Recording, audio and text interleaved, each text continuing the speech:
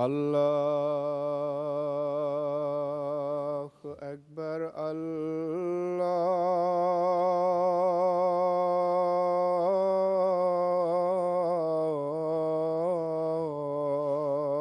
الله أكبر. الله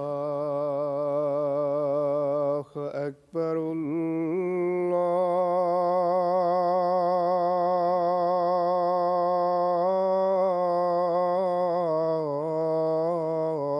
الله أكبر.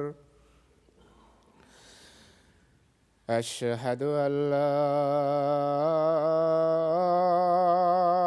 إله إلا الله. أشهد أن لا إله إلا الله.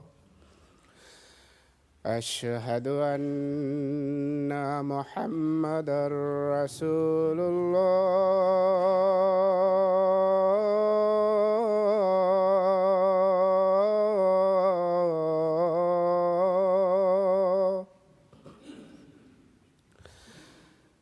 أشهد أن محمدًا رسول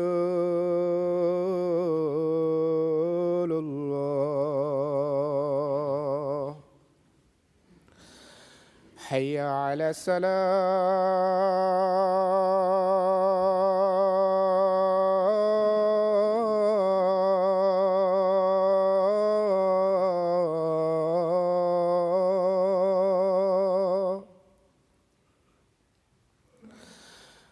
حي على الصلاة.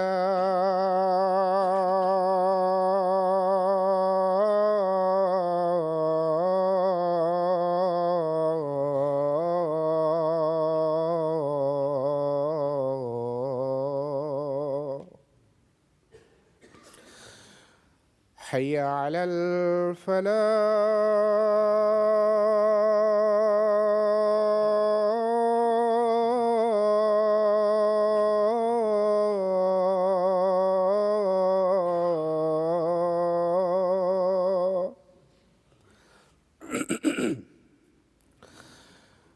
حي على الفلاح.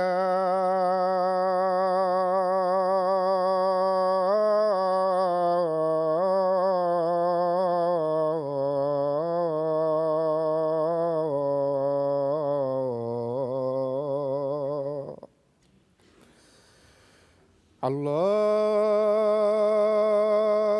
أكبر.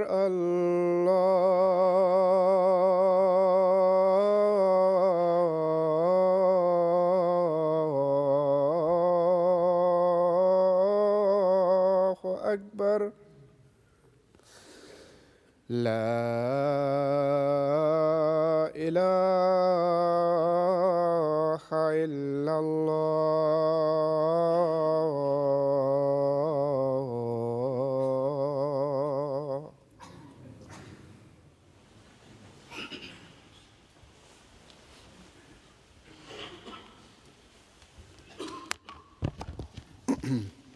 السلام عليكم ورحمة الله.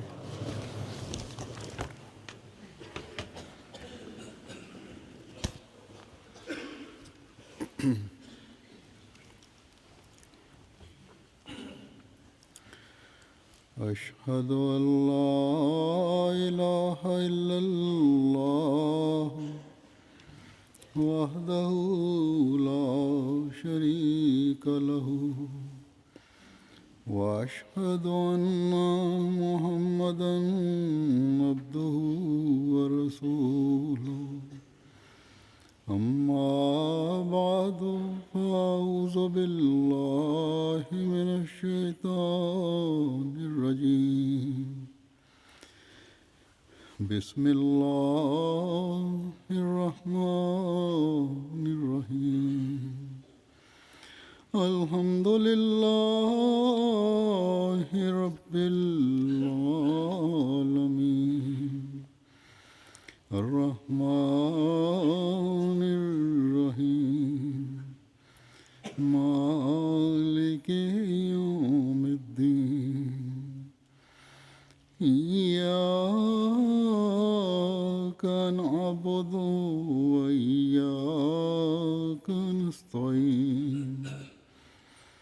اهدنا الصراط المستقيم صراط الذين أنعمت عليهم غير المغضوب عليهم ولا الضالين.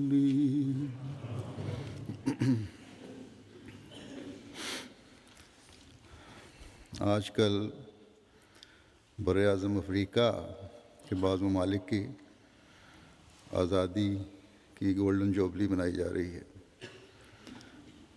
ان تقریبات کے منانے میں ہماری پین افریقن ایسوسیشن بھی حصہ لے رہی ہے. یہ ایسوسیشن یہاں حضرت خلیفۃ المسیح رابع رحمۃ اللہ تعالیٰ کے وقت میں بنائی گئی تھی، جو احمدی افریقن احباب کی ایسوسیشن ہے. بہرحال جیسا کہ میں نے کہا، ہماری یہ ایسوسیشن بھی افریقن ممالک کی خوشیوں میں شامل ہو رہی ہے، پروگرام بنا رہی ہے. انہوں نے مجھے بھی کہا کہ اس موقع پر جو فنکشن کیا جا رہا ہے اس میں شامل ہوں. ان کا جو فنکشن ہوگا اس میں تو انشاءاللہ میں شامل ہوں گا، لیکن آج آزادی کے حوالے سے آپ کے سامنے کچھ کہنا چاہتا ہوں. غلامی سے آزادی اور آزادی مذہب و ضمیر ایک بہت بڑی نعمت ہے. افریقہ بھی وہ براعظم ہے جس کے اکثر ممالک بڑا لمبا عرصہ محکوم قوم کے طور پر غلام بن کر زندگی گزارتے رہے. اس لیے ان ممالک کی یوم آزادی کی خوشیاں اور جوبلی منانا یقیناً ان کے لیے بہت اہم ہے اور یہ ان کا حق ہے.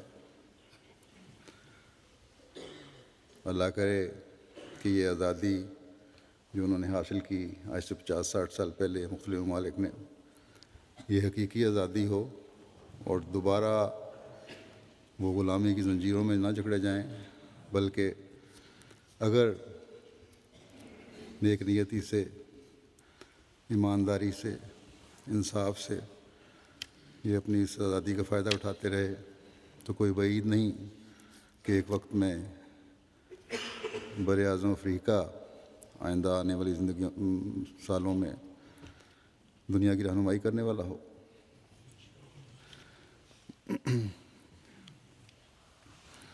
اگر مذاہب کی تاریخ پر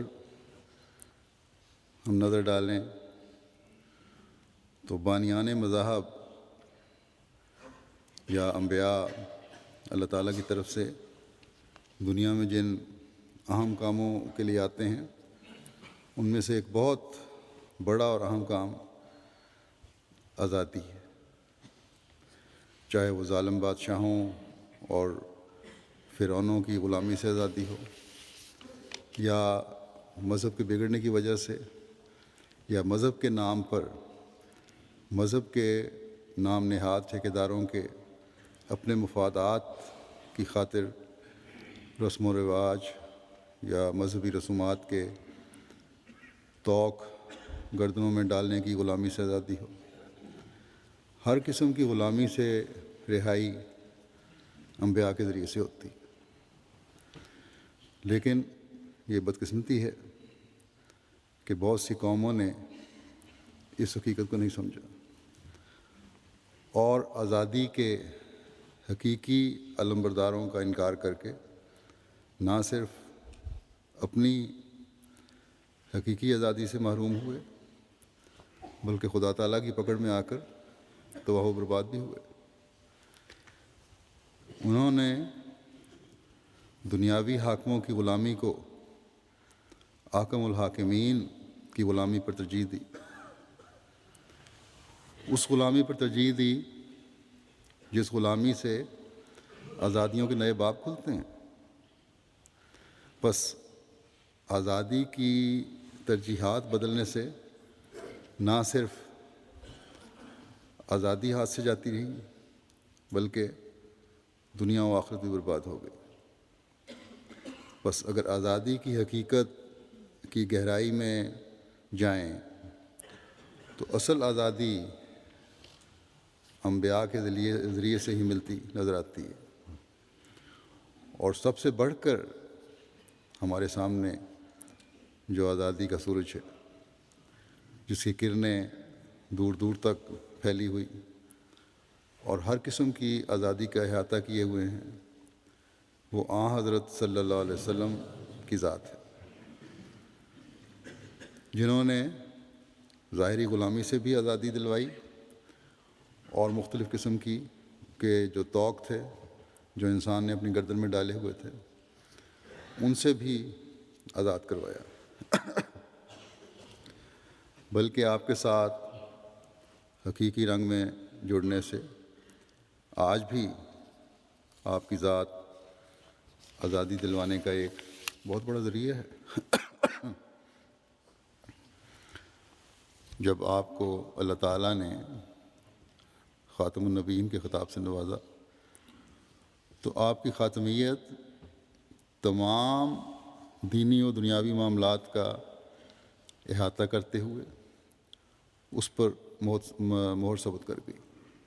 بس اس میں کوئی شک نہیں، اور اللہ تعالیٰ کی گواہی اور اعلان کے بعد کسی سعید فطرت کے ذہن میں یہ شک پیدا ہو بھی نہیں سکتا کہ صرف اور صرف مہر محمدی ہی ہے جو تمام قسم کے کمالات پر مہر ثبت کرنے والی ہے، اور ان کمالات کی انتہا آپ صلی اللہ علیہ وسلم کی ذات میں ہی پوری ہوتی ہے۔ بس جب ہر کام اور ہر معاملے کی انتہا آپ صلی اللہ علیہ وسلم ہیں تو کسی بھی رنگ میں آزادی دلوانے کے کمالات بھی آپ کی ذات سے ہی پورے ہونے تھے اور ہوئے، اور ایک دنیا نے دیکھا کہ یہ کمالات بڑی شان سے آپ کے ذریعے پورے ہوئے، اور اب تک جو حقیقت میں آپ کے ساتھ جڑنے والے ہیں وہ اس کا نظارہ دیکھ رہے ہیں کہ پورے ہو رہے ہیں۔ آپ صلی اللہ علیہ وسلم پر اتری ہوئی کامل کتاب جو خاتم الکتب بھی کہلاتی ہے، اس میں آزادی کے مضمون کو مختلف حوالوں اور مختلف رنگ سے بیان کیا گیا ہے، اور پھر اس پر آن حضرت صلی اللہ علیہ وسلم کا اسوہ حسنہ اس خوبصورت تعلیم کی شان کو چار چاند لگا دیتا ہے۔ اللہ تعالیٰ قرآن کریم میں فرماتا ہے ایک جگہ، فک و رقبہ، گردن چھڑانا، یا اس طرح بھی کہہ سکتے ہیں کہ غلام کو آزاد کرنا یا آزادی میں مدد کرنا۔ پھر اللہ تعالیٰ فرماتا ہے، ایک آیت کا کچھ حصہ پڑھتا ہوں کہ آت المال علی حبہ ذوی القربى والیتامى والمساکین وابن السبیل والسائلین وفی الرقاب، اور مال دے اس کی محبت رکھتے ہوئے اقربا کو اور یتامہ کو اور مساکین کو اور مسافروں کو اور سوال کرنے والوں کو اور گردنوں کے آزاد کرنے کے لیے، یعنی غلاموں کے آزاد کروانے کے لیے۔ اور جو مضمون اس سے پہلے چل رہا ہے اس کو سامنے رکھیں تو بتایا گیا ہے کہ یہ بہت بڑی نیکی ہے کہ اللہ تعالیٰ یوم آخر اور فرشتوں اور کتابوں اور نبیوں پر ایمان لانے کے بعد یہی نیکیاں ہیں جو بندے کو خدا کا قرب دلاتی ہیں، اور ان میں غلاموں کی آزادی بھی شامل ہے۔ بس ایمان کی حالت کو قائم رکھنے کے لیے، نیکیوں میں بڑھتے چلے جانے کے لیے، نیکیوں کے اعلیٰ نمونے دکھانے کے لیے غلاموں کی آزادی یا آزاد کروانا کسی انسانی جان کو ایک بہت بڑی نیکی ہے۔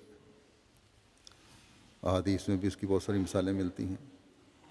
ایک روایت میں آتا ہے، یہ بخاری کی حدیث ہے، جو حضرت ابو ہریرہ رضی اللہ تعالیٰ عنہ سے روایت ہے کہ حضرت صلی اللہ علیہ وسلم فرماتے تھے کہ جو کوئی مسلمان غلام آزاد کرے گا، اللہ تعالیٰ اسے دوزخ سے کلی نجات عطا کرے گا۔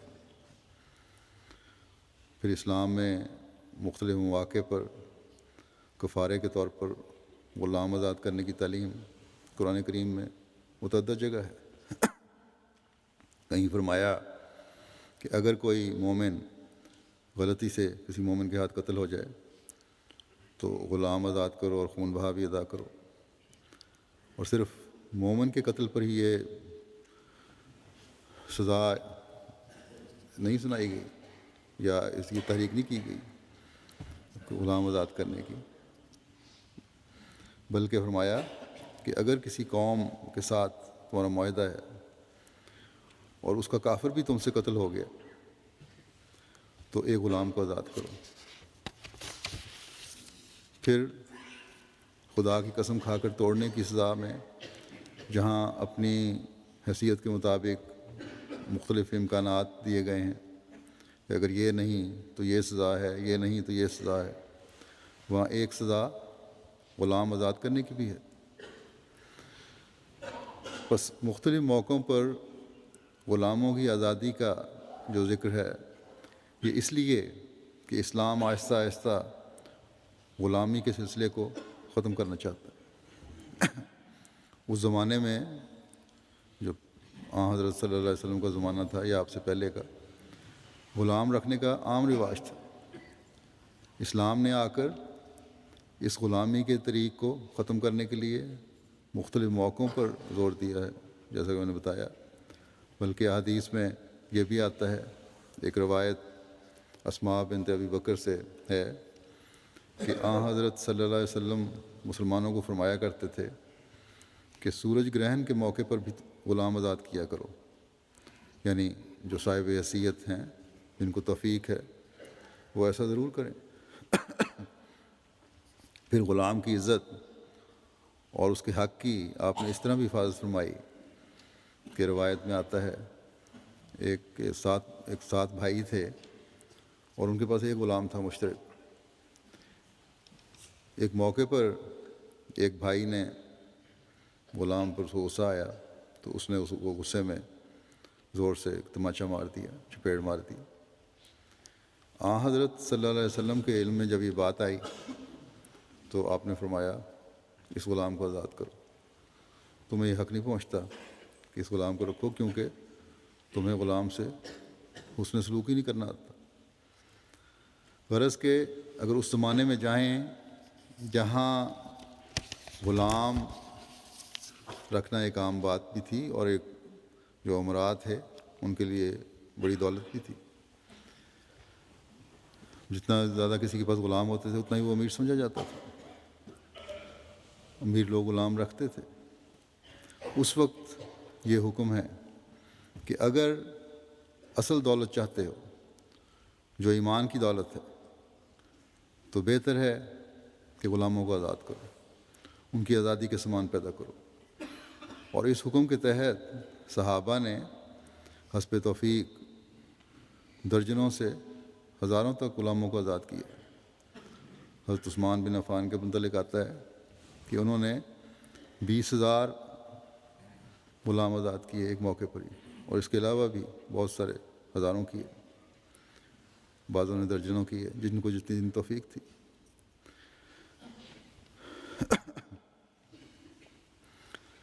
جن کے پاس کام کاج کے لیے غلام تھے بھی، انہیں بھی اسلامی تعلیم یہ ہے کہ ان سے بھائیوں جیسا سلوک کرو، جو خود پہنو انہیں پہناؤ، جو خود کھاؤ انہیں کھلاؤ۔ حضرت صلی اللہ علیہ وسلم کا اپنا اسوہ یہ تھا کہ جب حضرت خدیجہ رضی اللہ تعالیٰ عنہ نے شادی کے بعد اپنے غلام اور دولت آپ کو دے دیے تو آپ نے آزاد کر دیے۔ حضرت زید بن حارثہ کو اپنا، ان میں سے غلام تھے حضرت زید بن حارثہ، ان کو اپنا منہ بولا بیٹا بنایا، اور ایسا شفقت اور پیار کا سلوک فرمایا کہ جب ان کے حقیقی والدین ان کو لینے آئے تو زید نے ساتھ جانے سے انکار کر دیا۔ بس آپ کا صلی اللہ علیہ وسلم کا یہ حسن سلوک تھا، یہ وہ حسن و احسان کے کمال کی معراج تھی جس نے آزادی پر غلامی کو ترجیح دی، جس نے آپ کی محبت کے مقابلے میں خونی رشتے اور محبت کو جھٹک دیا۔ بس اسلام اور حضرت صلی اللہ علیہ وسلم پر اعتراض کرنے والے اس آزادی کے ہزارویں بلکہ لاکھویں سے کی مثال نہیں پیش کر سکتے کہ کس نے کبھی اتنی اس حد تک غلاموں کی آزادی کے سامان کیے ہوں، انسانیت کی آزادی کے سامان کیے ہوں۔ آپ صلی اللہ علیہ وسلم نے اپنے ماننے والوں کو فرمایا کہ اپنے غلاموں سے ان کے کام کاج کے دوران حسن سلوک کرو، اور اگر سخت کام دو تو ان کا ہاتھ پٹاؤ۔ بس آپ صلی اللہ علیہ وسلم نے غلامی کی تعریف بدل دی۔ اسی کا نتیجہ ہے کہ ایک اٹالین مستشرق ہے ڈاکٹر وگلیری، وہ لکھتے ہیں کہ غلامی کا رواج اس وقت سے موجود ہے جب سے انسانی معاشرے نے جنم لیا اور اب تک بھی باقی ہے۔ مسلمان خانہ بدوش ہوں یا متمدن، ان کے اندر غلاموں کی حالت دوسرے لوگوں سے بدرجہ بہتر پائی جاتی ہے۔ یہ ناانصافی ہوگی کہ مشرقی ملکوں میں غلامی کا مقابلہ امریکہ میں آج سے 100 سال پہلے کی غلامی سے کیا جائے۔ حدیث نبوی کے اندر کس قدر انسانی ہمدردی ہے۔ آپ صلی اللہ علیہ وسلم فرماتے ہیں کہ یہ مت کہو کہ وہ میرا غلام ہے، بلکہ یہ کہو کہ وہ میرا لڑکا ہے، اور یہ نہ کہو کہ وہ میری لونڈی ہے، بلکہ یہ کہو کہ وہ میری لڑکی ہے۔ پھر لکھتا ہے کہ اگر تاریخی لحاظ سے ان واقعات پر غور کیا جائے تو معلوم ہوگا کہ حضرت صلی اللہ علیہ وسلم نے اس باب میں عظیم الشان اصلاحیں کیں۔ اسلام سے پہلے قرضہ ادا نہ ہونے کی صورت میں بھی ایک آزاد آدمی کی آزادی کے چھن جانے کا امکان تھا۔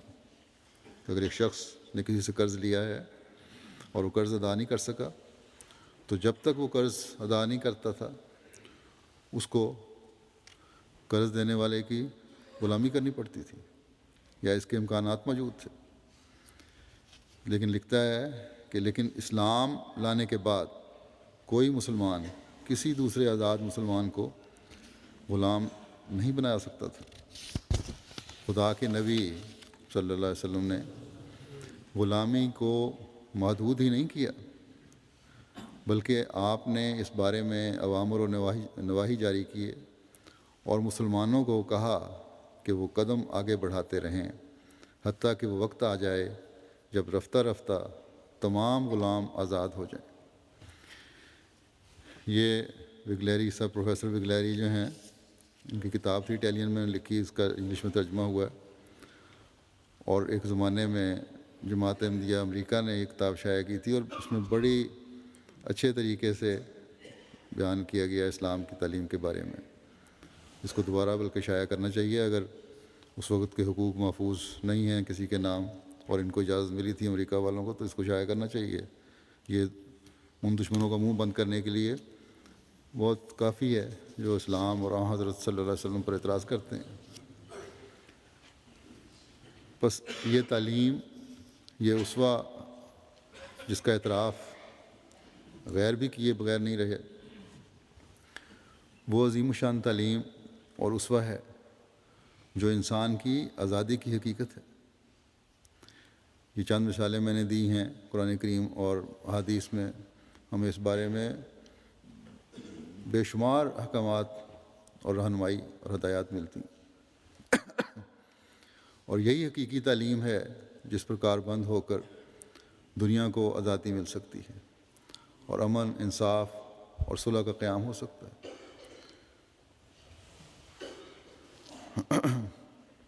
افریقہ میں جن کو آزادی ملی ہے، وہاں جماعت احمدیہ کا کام ہے ان لوگوں کا جو احمدی ہوئے کہ اس تعلیم کو عام کریں، اس کو پھیلائیں، زیادہ سے زیادہ لوگوں کو حضرت صلی اللہ علیہ وسلم کی غلامی میں لائیں تاکہ ان کو آزادی کی حقیقت معلوم ہو۔ صرف ایک دفعہ گولڈن جوبلی منا لینے سے آزادی نہیں قائم ہوتی، بلکہ آزادی اس وقت قائم ہوگی جب اس حقیقت کو جانیں گے کہ جو حکمران ہیں وہ بھی اور عوام ہے وہ بھی، کہ ہم نے کس طرح اس آزادی کو قائم رکھنا ہے اور اس کے لیے کیا طریق اختیار کرنا ہے، اور وہ طریق حضرت صلی اللہ علیہ وسلم کے اسوہ حسنہ میں اور قرآنی تعلیم میں ملے گی۔ بگلیری صاحب نے تو صرف مسلمان غلام نہیں بن سکتا لکھا ہے، لیکن حقیقی مسلمان معاشرے میں، جو حقیقی مسلمان معاشرہ ہے، کبھی بھی کوئی غلام نہیں بن سکتا۔ یہ بات بھی ایک مسلمان کے لیے بہت اہم ہے اور یاد رکھنے کی چاہیے ہمیشہ کہ حضرت صلی اللہ علیہ وسلم نے وفات سے قبل جو آخری نصیحت فرمائی تھی امت کو، وہ یہ ہے کہ نمازوں اور غلاموں کے متعلق میری تعلیم کو نہ بھولنا۔ لیکن مسلمانوں کی اکثریت کی اور خاص طور پر امراء اور ارباب حکومت کی یہ بدقسمتی ہے کہ انہی دونوں تعلیموں کو بھلا بیٹھے۔ نہ ہی نمازوں میں وہ ذوق و شوق نظر آتا ہے اور خوف خدا نظر آتا ہے، نہ ہی غلامی کو دور کرنے کی کوشش ہے۔ گو وہ زر خرید غلاموں والی کیفیت تو آج نہیں ہے، لیکن حکومت کے نام پر عوام سے غلاموں والا سلوک کیا جاتا ہے۔ بعض ملکوں میں جو بے چینی اور شور شرابہ ہے وہ اس لیے ہے، خاص طور پر بعض مسلمان عرب ملکوں میں بھی، کہ عوام الناس کو یہ احساس پیدا ہو گیا ہے کہ ہم سے غلاموں جیسا سلوک کیا جا رہا ہے۔ ایک حکومت جمہوریت کے نام پر آتی ہے تو پھر اس کی کوشش یہ ہوتی ہے کہ جو صدر بنا ہے وہ تا حیات رہے، اور اس کے بعد اس کی اولاد جو ہے حکومت پر قبضہ کر رہے۔ خوش آمدیوں اور مفاد پرستوں نے ان لوگوں کے ارد گرد جمع ہو کر ان کی بالکل ترجیحات اور قدریں ہی بدل دی ہیں، اور پھر وہ حکومت قائم کرنے کے لیے ہر ممکن کوشش کرتے ہیں۔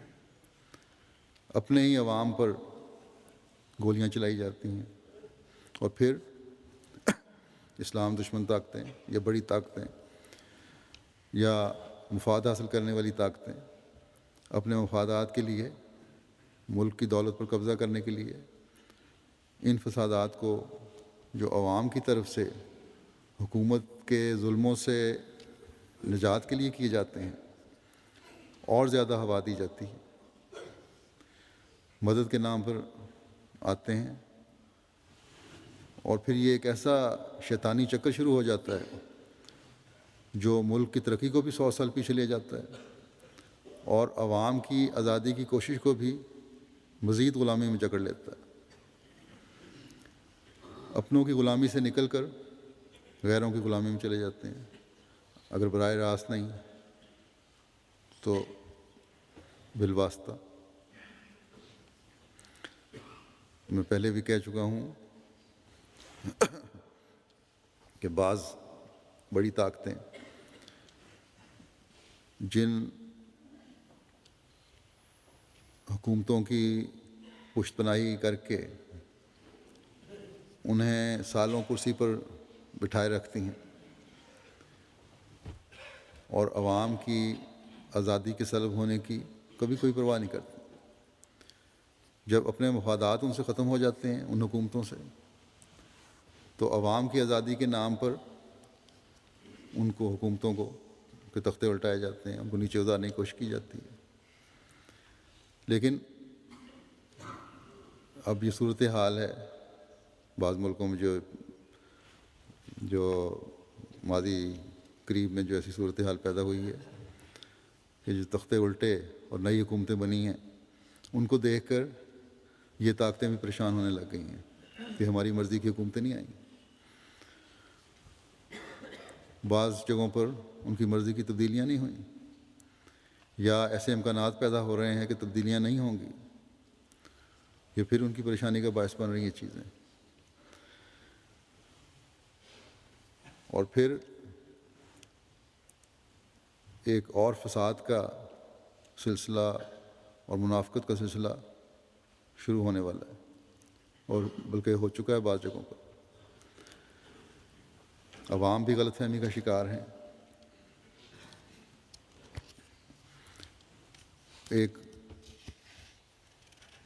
ایک حکومتی غلامی سے نکل کر دوسرے کی حکومتی غلامی میں جا رہے ہیں، اور اب ان کو احساس پیدا ہو گیا ہے کہ بعض جگہوں پر تو چلے گئے ہیں. ملکی دولت اب بھی عوام کی بہبود پر، ان کی بہتری کے لیے، ان کو حق و انصاف دلانے کے لیے، ان کو تعلیم یافتہ بنانے کے لیے خرچ نہیں ہو رہی اور نہ ہوگی، کیونکہ جو حکومتیں آ رہی ہیں وہ بھی اپنے مفادات لے کے آ رہی ہیں. عوام میں غربت اور کم معیار زندگی پہلے بھی تھا، اور آئندہ بھی جو خوش فہمی ہے کہ دور ہو جائے گا وہ نہیں دور ہوگا، بلکہ رہے گا، قائم رہے گا. یہ کچھ عرصے بعد خود ہی آپ دیکھ لیں گے. اس لیے کہ حضرت صلی اللہ علیہ وسلم کی نصیحت پر حکمران عمل نہیں کرتے. مسلمان کہلاتے ہیں لیکن آپ کی نصیحت پر عمل کرنے والے نہیں. پہلے زمانوں میں تو ایک شخص اپنی دولت کے بل بوتے پر غلام رکھتا تھا. اب ملکی دولت کو ملک کے عوام کو ہی غلام بنانے کے لیے استعمال کیا جاتا ہے. اب تو میڈیا بھی بولنا شروع ہو گیا اور ظاہر بھی کرتا ہے، تصویریں بھی آ جاتی ہیں کہ تیل پیدا کرنے والے ملکوں میں بھی غربت و افلاس ہے. ایک طرف سونے کے محلات ہیں تو دوسری طرف ایک گھرانے کو 2 وقت کی روٹی بھی پیٹ بھر کر مہیا نہیں ہوتی. بس حقوق غصب کر کے عوام کو غلام بنایا جا رہا ہے، بنا دیا گیا ہے. کہاں تو وہ زمانہ تھا کہ حضرت عمر رضی اللہ تعالیٰ عنہ کو جب اپنی فوجوں کو عیسائی علاقے سے واپس بلانا پڑا کہ اس وقت دشمنوں کی طاقت کی وجہ سے مسلمان اپنا قبضہ اس علاقے میں برقرار نہیں رکھ سکتے تھے، تو ان عیسائیوں کو مسلمانوں نے ان سے لی ہوئی رقم جو ٹیکس کے طور پہ تھی، ان کی حفاظت اور بہبود کے لیے تھی، ان کے حقوق ادا کرنے کے لیے تھی، وہ واپس کی کہ ہم اب کیونکہ اب ادا نہیں کر سکتے تمہارے حقوق، اس لیے رقم جو لی گئی تھی تمہیں واپس کرتے ہیں. اس وقت وہ جو رعایا تھی، عیسائی رعایا، وہ روتے تھے اور روتے ہوئے کہتے تھے کہ ہم دعا کرتے ہیں کہ تم لوگ دوبارہ واپس آؤ، کیونکہ تم جیسے حاکم ہم نے نہیں دیکھے. مسلمان حکومت کے تحت ہمیں جو انصاف اور حقوق ملے ہیں وہ ہمیں ہماری حکومتوں میں نہیں ملے. اور کہاں اب یہ زمانہ ہے کہ مسلمان حکمران مسلمانوں کی دولت لوٹ رہے ہیں اور ملک میں انصاف ختم ہے، حقوق غصب کیے جا رہے ہیں، کسی کی جان اور مال محفوظ نہیں ہے. اور پھر بڑی ڈھٹائی سے یہ دعویٰ ہے کہ ہم عوام کے لیے جو کچھ کر رہے ہیں یہ اور کوئی اور نہیں کر سکتا. یہ جو انقلابی صورت مختلف ممالک میں پیدا ہوئی ہے اور جس سے جیسا کہ میں نے کہا مفاد پرست فائدہ اٹھا رہے ہیں، بعض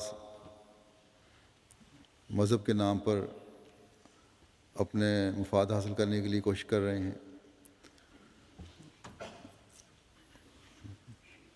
یہ کبھی نہ ہوتا اگر عوام کے حقوق انہیں دیے جاتے، اگر حکومتیں انصاف پر قائم ہوتی ہیں، ان کی حفاظت کی آزادی کی جاتی ہے، آزادی کی حفاظت کی جاتی ہے عوام کی۔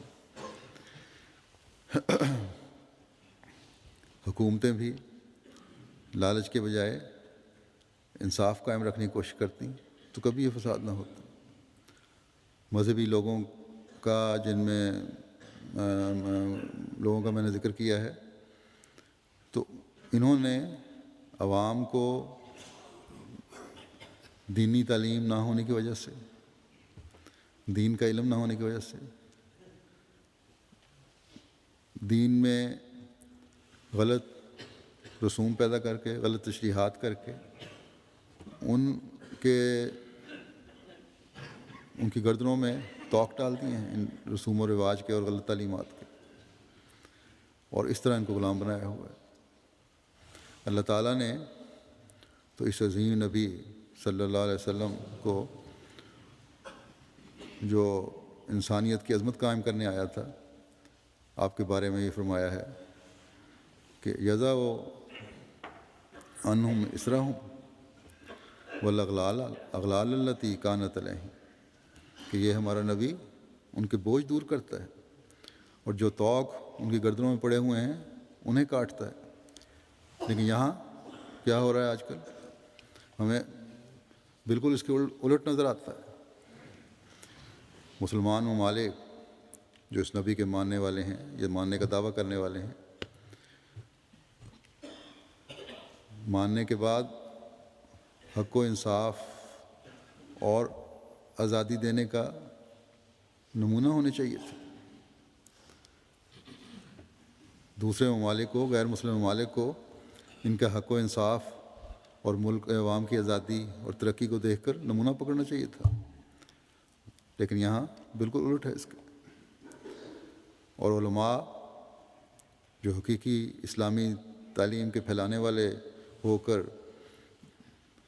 ہر قسم کی بدعات سے مسلمانوں کو پاک کرنے والے ہونے چاہیے تھے، انہوں نے بھی ان کے گلوں میں توق ڈال دیے ہیں۔ دونوں نے مسلمان عوام الناس کو غلامی کے بوجھوں تلے اور دبایا ہوا ہے اور توقوں میں جکڑا ہوا ہے۔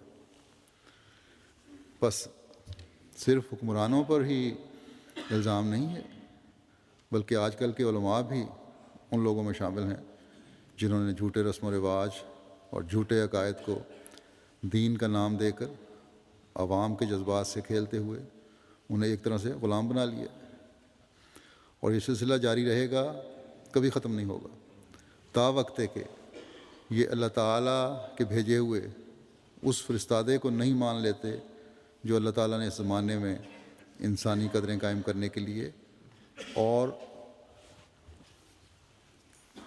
ہمیں ہر قسم کے بوجھوں اور توقوں سے آزاد کروانے کے لیے بھیجا ہے، اور صرف ایک غلامی میں آنے کی تعلیم دی ہے، اور وہ خدا تعالیٰ اور اس کے رسول صلی اللہ علیہ وسلم کی غلامی ہے، جس غلامی سے پھر آزادیوں کے نئے راستے نظر آتے ہیں، انصاف نظر آتا ہے، برابری نظر آتی ہے، اور ایک ایسا حسین معاشرہ نظر آتا ہے جہاں حقوق لینے کے لیے جلوس نہیں نکالے جاتے، آزادی حاصل کرنے کے لیے غلط طریق نہیں استعمال کیے جاتے، بلکہ حقوق دینے کے لیے بادشاہ بھی اور فقیر بھی کوشش کر رہا ہوتا ہے۔ بس اب مسلمانوں کا وقار اور ہر قسم کے فسادوں سے بچنے کی ایک ہی راہ ہے، ایک ہی راستہ ہے کہ اللہ تعالیٰ اور اس کے رسول کے احکامات اور تعلیمات پر عمل کیا جائے، اور یہ ممکن نہیں ہے جب تک اس شخص کے انکار سے باز نہیں آتے جسے اللہ تعالیٰ نے اس زمانے میں ہر دو قسم کے حقوق قائم کرنے کے لیے بھیجا۔ حضرت مسیح موعود علیہ السلام نے مختلف مواقع پر بڑے خوبصورت رنگ میں ہمارے سامنے اس تعلیم کو رکھا ہے، جو حق و انصاف کو قائم رکھتی ہے، جو مستقل آزادی کی ضمانت ہے۔ آپ فرماتے ہیں، یاد رکھو کہ ایک مسلمان کو حقوق اللہ اور حقوق العباد کو پورا کرنے کے لیے ہمتاً تیار رہنا چاہیے، اور جیسے زبان سے خدا تعالیٰ کو اس کی ذات اور صفات میں وحدہ لا شریک سمجھتا ہے، ایسا ہی عملی طور پر اسے دکھانا چاہیے، اور اس کی مخلوق کے ساتھ ہمدردی اور ملائمت سے پیش آنا چاہیے۔ فرمایا جب تک تمہارا آپس میں معاملہ صاف نہیں ہوگا اس وقت تک خدا تعالیٰ سے بھی معاملہ صاف نہیں ہو سکتا۔ گو ان دو قسم کے حقوق میں بڑا حق خدا تعالیٰ کا ہے، مگر اس کی مخلوق کے ساتھ معاملہ کرنا یہ بطور آئینہ کے ہے۔ جو شخص اپنے بھائیوں سے معاملہ صاف نہیں کرتا وہ خدا تعالیٰ کے حقوق بھی ادا نہیں کر سکتا۔ لیکن اصل بات تو یہ ہے کہ بھائی سمجھا بھی جائے، جو اپنے آپ کو بالا سمجھے، دوسرے کو حقیر سمجھے اور اس کے لیے کوشش بھی کرتا رہے، اس سے کبھی انصاف اور بھائی چارے کی توقع کی نہیں جا سکتی۔ بہرحال پھر آپ آگے ایک جگہ فرماتے ہیں کہ ہمارے نبی کریم صلی اللہ علیہ وسلم نے جو جماعت بنائی تھی اس میں سے ہر ایک ذکی نفس تھا، پاک نفس تھا، اور ہر ایک نے اپنی جان کو دین پر قربان کر دیا ہوا تھا۔ ان میں سے ایک بھی ایسا نہ تھا جو منافقانہ زندگی رکھتا ہو۔ سب کے سب حقوق اللہ اور حقوق العباد ادا کرنے والے تھے۔ بس جب دین دنیا پر مقدم ہو تبھی وہ حالت پیدا ہوتی ہے جو خالص ہو کر اللہ تعالیٰ کا حق ادا کرنے والا بناتی ہے، اور مخلوق کا حق ادا کرنے کی طرف بھی توجہ پیدا ہوتی ہے۔ آج ہمیں ایک بھی لیڈر بظاہر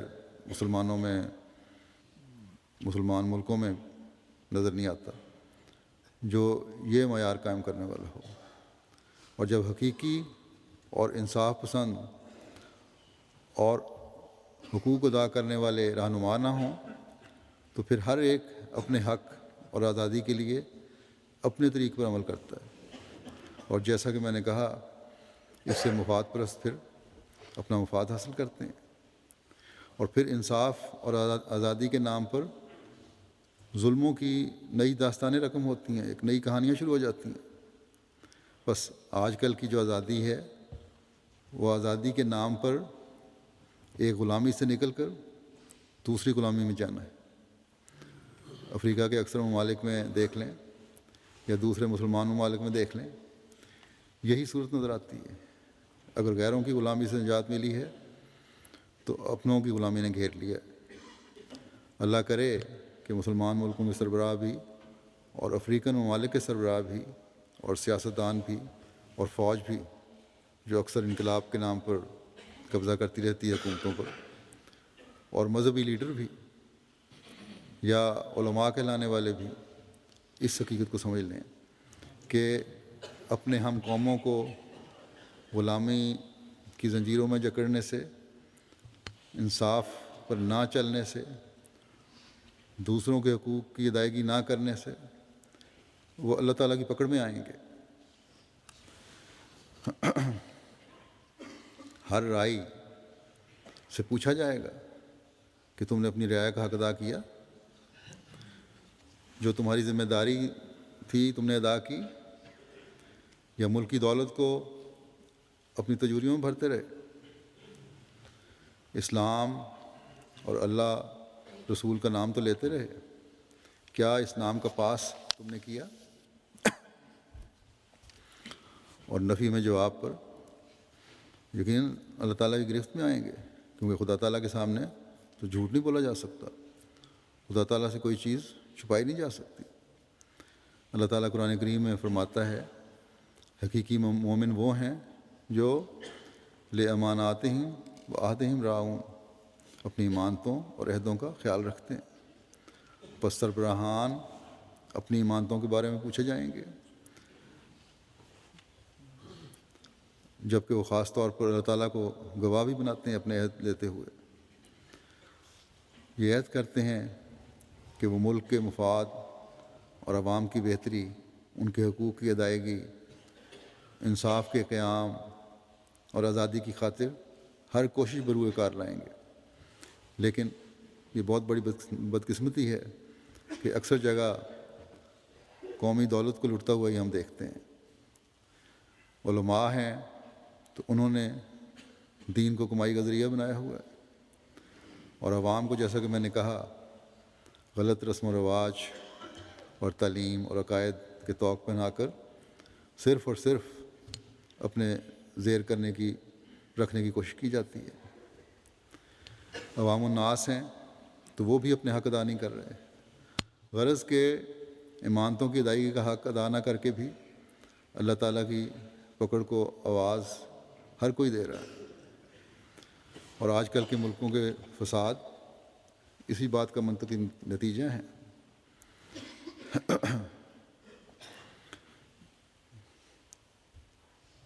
اور دہشت گردی، معاشی بدحالی، بدامنی نہ صرف یہ آج کل حال کی حالت ہے،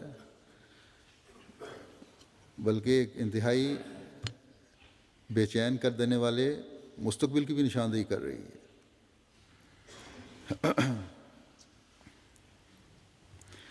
پاکستان میں ہی مثلاً آزادی کے بعد 62-63 سال میں ان تمام باتوں کی انتہا ہوئی ہے، اور ہر روز اس میں اضافہ ہی ہو رہا ہے۔ کوئی نہیں کہہ سکتا کہ کل کیا ہونے والا ہے، اس لیے کس طرح ہم توقع کر سکتے ہیں کہ بہتر مستقبل ہوگا۔ انگریزوں کی غلامی سے تو ہمیں نجات مل گئی، لیکن اپنوں کی غلامی کے طوق اور بھی زیادہ تنگ ہو گئے ہیں۔ اللہ تعالیٰ ہمارے ملک کے پر بھی رحم فرمائے اور ہمارے عوام پر بھی رحم فرمائے۔ جس پاکستان کو حاصل کرتے وقت قائد اعظم نے اعلان کیا تھا کہ یہاں ہر مذہب کے ماننے والوں کو مذہبی آزادی ہے اور پاکستانی شہری کی حیثیت سے تمام شہری برابر ہیں، احمدیوں کے ساتھ کیا کچھ نہیں کیا جا رہا۔ غلط باتیں احمدیوں کی طرف منسوب کر کے خاتم الانبیاء حضرت محمد مصطفیٰ صلی اللہ علیہ وسلم، جن کی غلامی میں رہنا ہر احمدی ہزاروں آزادیوں پر ترجیح دیتا ہے اور اپنی گردنیں کٹوانے کے لیے تیار ہے، احمدیوں پر افطرا کرتے ہوئے، جھوٹے الزام لگاتے ہوئے۔ احمدیوں کے متعلق یہ کہا جاتا ہے کہ نعوذ باللہ ہم آپ صلی اللہ علیہ وسلم کی حد تک کرنے والے ہیں۔ ہم شہری حقوق سے تو محروم ہونے کی تو کوئی حیثیت نہیں دیتے، نہ کوئی حیثیت سمجھتے ہیں۔ ہمیں تمام حقوق سے بھی محروم کر دیا جائے تو ہم یہ برداشت کر لیں گے اور کر رہے ہیں، لیکن ان نام نہاد علماء اور حکمرانوں کی خواہش کے مطابق ہم کبھی اپنے آپ کو حضرت محمد رسول اللہ صلی اللہ علیہ وسلم سے علیحدہ نہیں کر سکتے۔ احمدی کیوں پاکستان میں ووٹ کا حق استعمال نہیں کر سکتا؟ اس لیے کہ یہ کہتے ہیں کہ تمہارا یہ حق رائے دہی اور آزادی مشروط ہے اس اعلان سے کہ تم کہو کہ ہم مسلمان نہیں ہیں اور حضرت صلی اللہ علیہ وسلم سے منسوب نہیں ہیں۔ خدا کی قسم ہم میں سے ہر احمدی بوٹی بوٹی ہونا تو گوارا کر سکتا ہے، لیکن ایسی آزادی اور حق رائے دہی پر تھوکتا بھی نہیں جو ہمیں ہمارے آقا و مولا حضرت محمد مصطفیٰ صلی اللہ علیہ وسلم سے علیحدہ کرتے۔ بس ایسی آزادی تم دنیا داروں کو مبارک ہو۔ ہم نے تو ایسی آزادی پر اس غلامی کو ترجیح دی ہے جو ہمیں حضرت صلی اللہ علیہ وسلم کی جوتیوں کی خاک بناتے ہوئے اللہ تعالیٰ کا حقیقی عبد بنا دے، جو حقوق اللہ کی ادائیگی کا ادراک رکھتے ہوئے انہیں ادا کرنے والا بھی ہو، اور حقوق العباد کی ادائیگی کا ادراک رکھتے ہوئے انہیں بجا لانے والا بھی ہو۔ اور انشاءاللہ تعالیٰ ایک دن آئے گا کہ ہماری یہی عاجزی، ہماری یہی غلامی دنیا کو حقیقی آزادی کا نظارہ دکھائے گی، اور یہ اپنے آپ کو آزاد کہنے والے جو اسر اور اغلال میں جکڑے ہوئے ہیں، بوجھوں اور توقوں میں پڑے ہوئے ہیں، یہ یا ان کی نسلیں مسیح محمدی کی غلامی پر ایک دن فخر محسوس کریں گے، جن سے ان کو اس حقیقی آزادی کا ادراک حاصل ہوگا جس کے قائم کرنے کے لیے حضرت محمد مصطفیٰ خاتم الانبیاء صلی اللہ علیہ وسلم تشریف لائے تھے۔ اللہ کرے دنیا اس آزادی کے دن جلد دیکھ لے اور ان خوفناک نتائج سے بچ جائے جو اللہ تعالیٰ کے بھیجے ہوں کے انکار کی وجہ سے پیدا ہوتے ہیں۔ اللہ تعالیٰ ہمیں بھی، ہر احمدی کو بھی صبر اور استقامت سے ان سختیوں کے دن دعاؤں میں گزارنے کی توفیق عطا فرمائے۔